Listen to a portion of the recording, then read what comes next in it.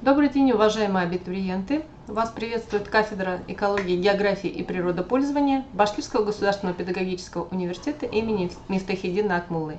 Меня зовут Галия Рафаэловна Гильманова, я кандидат биологических наук, доцент, заведующий кафедрой экологии, географии и природопользования, где реализуется программа магистратуры по направлению экология и природопользование, консультация по которым по вступительным испытаниям сегодня у нас с вами в эфире. Вступительные испытания включают две составные части, поэтому экзамен вступительный комплексный. Он состоит из тестирования и написанного вами реферата. Форма сдачи дистанционная, вы зарегистрированы в личном кабинете, вам придет инструкция по регистрации на вступительные испытания, как их проходить. Сдаете вы удаленно в личном кабинете на сайте приемной комиссии. Тестирование включает 25 вопросов, и время, отведенное на выполнение данной этой работы, составляет 60 минут от начала.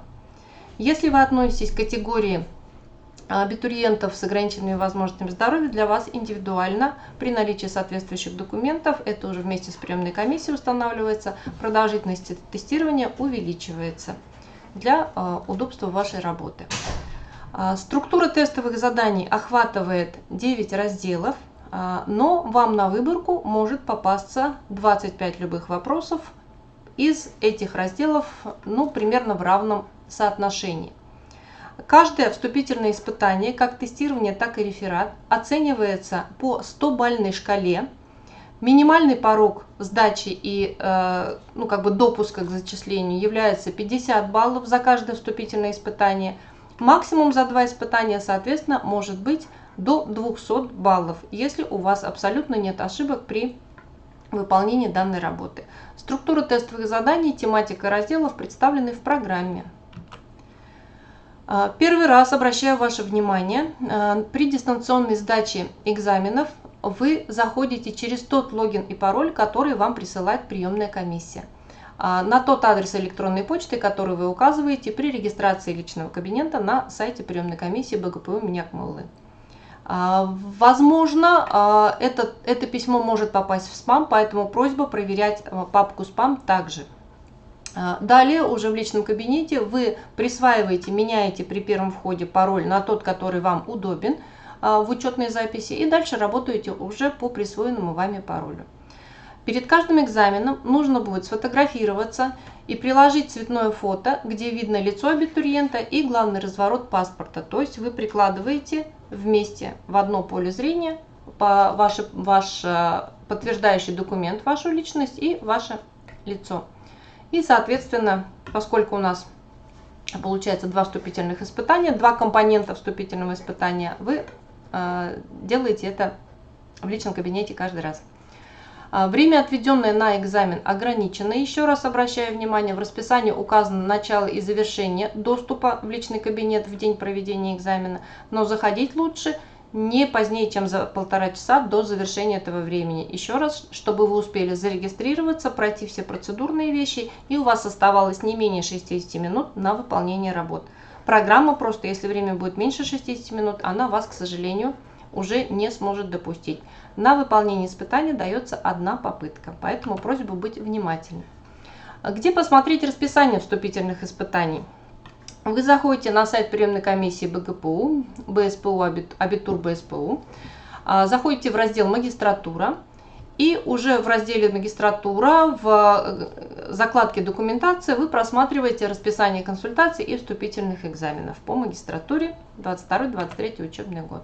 Соответственно, пролистав до нужного направления, у нас это экзамены по экологии природопользования тест и экологии реферат, вы увидите, что основная консультация, когда мы сможем с вами пообщаться взаимно, вы можете задать вопрос по электронной почте, по WhatsApp.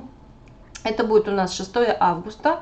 А расписание экзаменов зависит от даты подачи вами документов в наш университет. То есть, если вы подали документы с 20 июня с начала приемной кампании по 6 августа, то для вас основной день сдачи экзаменов это 8 число для тестирования и 9 число, 9 августа для прикрепления реферата. Время указано с 10 до 22. То есть реферат прикрепить у вас много времени не займет, поэтому вы можете его спокойно выполнить. Программа, она в открытом доступе висит на сайте. Выполнить реферат по требованиям, которые изложены в программе, и просто прикрепить его в указанный день, 9 августа, с 10 до 10 вечера. А вот тестирование вам нужно зайти, как минимум постараться не позднее половины 9 вечера, чтобы успеть уложиться в отведенное время до 10 вечера. Если же вы резервный день для тех, кто не успел 8 августа, но подавал документы по 6, у вас 17 число, 17 августа, но обратите внимание, время с 10 утра, но уже не до 10 вечера, а до 5 вечера.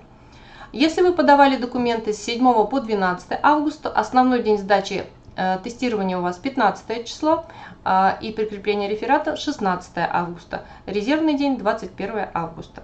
Если вы подавали документы с 13 августа по 11 сентября, на сентябрь у нас продолжается заочная форма обучения, прием документов, то у вас основной день сдачи тестирования это 12 сентября и прикрепление реферата 13 сентября, резервный день 21 сентября. Время указано, и еще раз расписание можно найти на сайте приемной комиссии.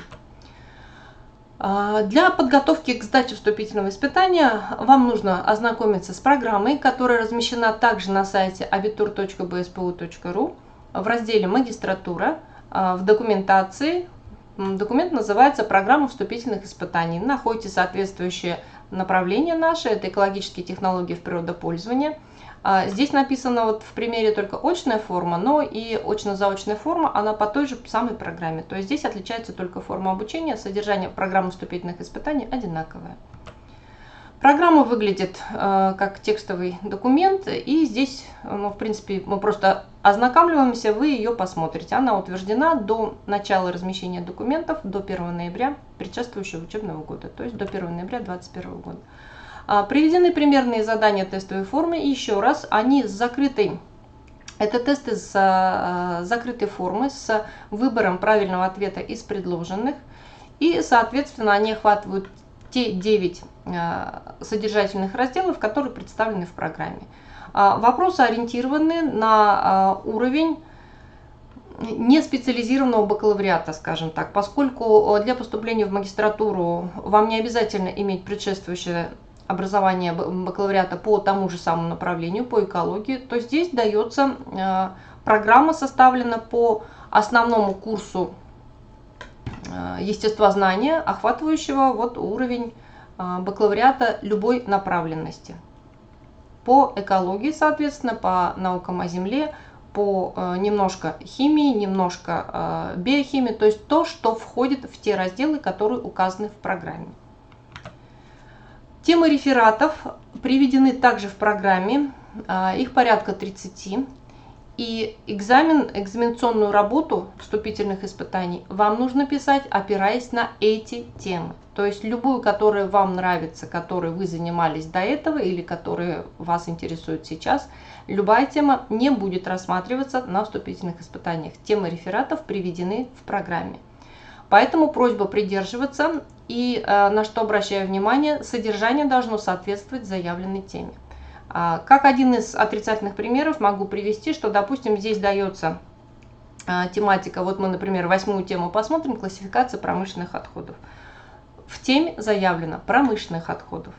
Если у вас будет в содержании речь идти о твердых коммунальных отходах, соответственно, у вас уже будет несоответствие содержания теме, и оценки будут ниже.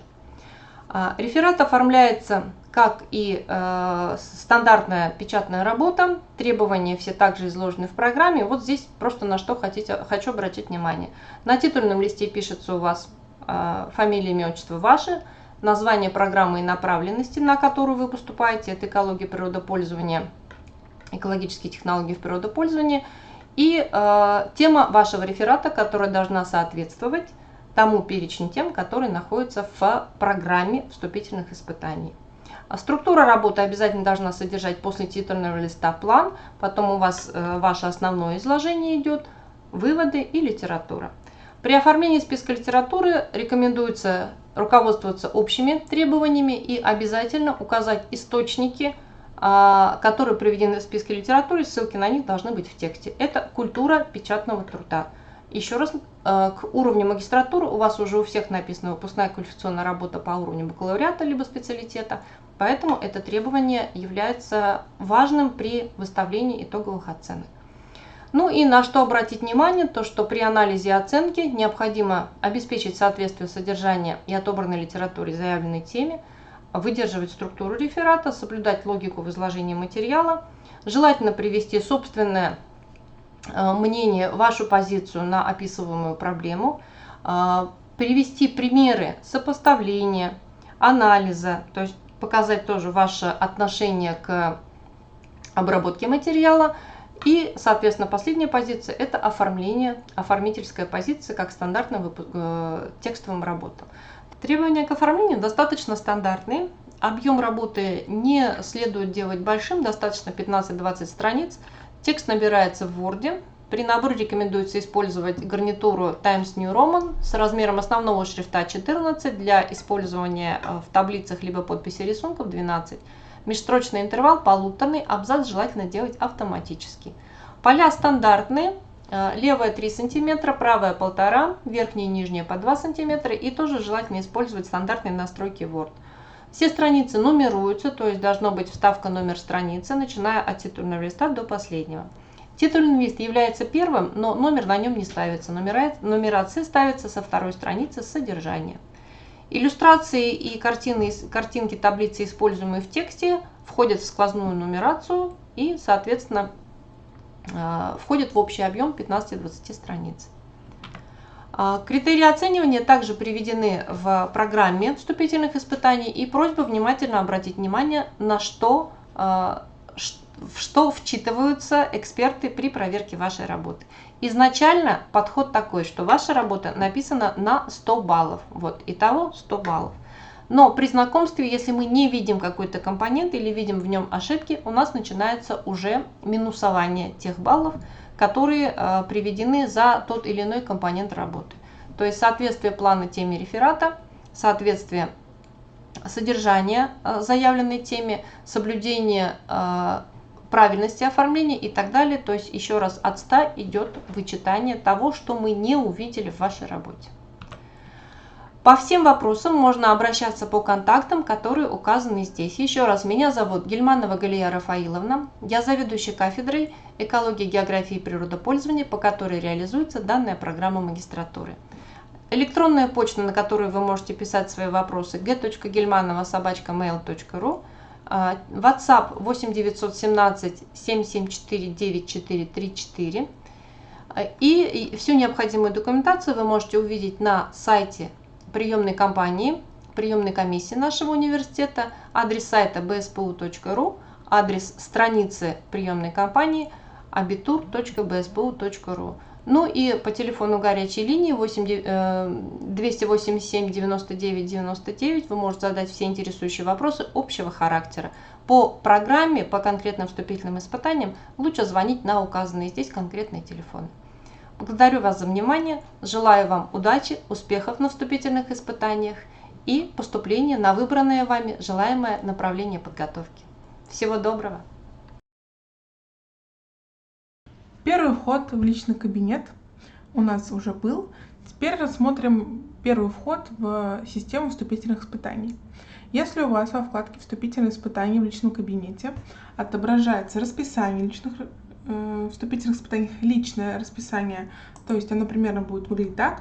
Те предметы, которые вы должны сдавать в ВУЗе, у вас будут отображаться, если их вам назначат, то есть назначат экзаменационную группу уже. Как только у вас вот в личном кабинете отображается такая табличка, значит, к вам пришло письмо на почту об учетной записи в системе вступительных испытаний. То есть вот вступительные испытания БГПУ имени Акмуллы, новая учетная запись. Обратите внимание, что часто вот именно эта рассылка попадает в папку спам. Обязательно проверяйте папку спам. Вы заходите и проходите по ссылке. Вот, по ссылке. Вы оказываетесь на сайте, где будут проходить вступительные испытания. Вы копируете логин. Логин — это ваша электронная почта. И пароль, обратите внимание, что он временный, то есть вы заходите через него только один раз. Заходим. При первом заходе вас потребует, чтобы вы сменили пароль на свой собственный. Все. Как только вы смените пароль на собственный придуманный, вы под этим паролем всегда заходите на любые экзамены именно под своим собственным паролем. То есть никаких новых вам уже не пришлют, если у вас несколько экзаменов. Вот я поменяла все на собственный, то есть все, я свою учетную запись полностью поменяла, теперь зайти могу только я. И вот уже вот этого нашего абитуриента тестового вступительное испытание есть, социальная психология. Обратите внимание, что 23 июля, то есть только 23 июля вы сможете сдать это вступительное испытание. Тут у вас будет путеводитель, который вам, если что, поможет разобраться, как этот сайт работает. Но я быстренько вам все-таки объясню какие-то моменты.